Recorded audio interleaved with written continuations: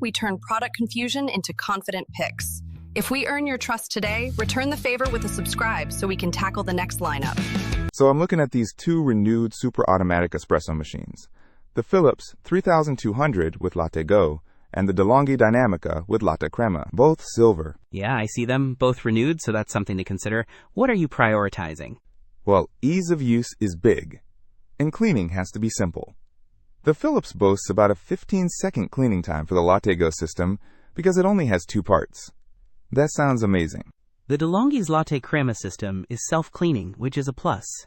Plus, the De'Longhi offers 18 specialty coffee recipes versus Philips' 5. That's a big difference.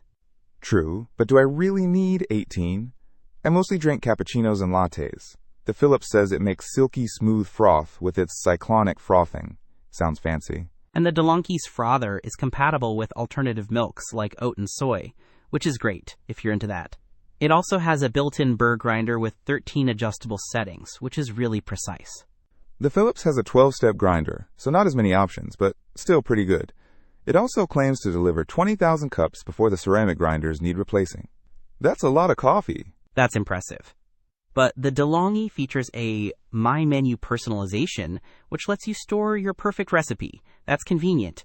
Also, the De'Longhi has an LCD display. Seems a little more modern.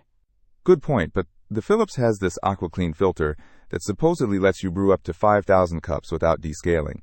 Descaling is a pain, so that's a win. I'm also concerned about weight. The Philips is listed as 0.01 ounces. That can't be right. Definitely a typo. The De'Longhi weighs 23.2 pounds. Dimensions are similar, though.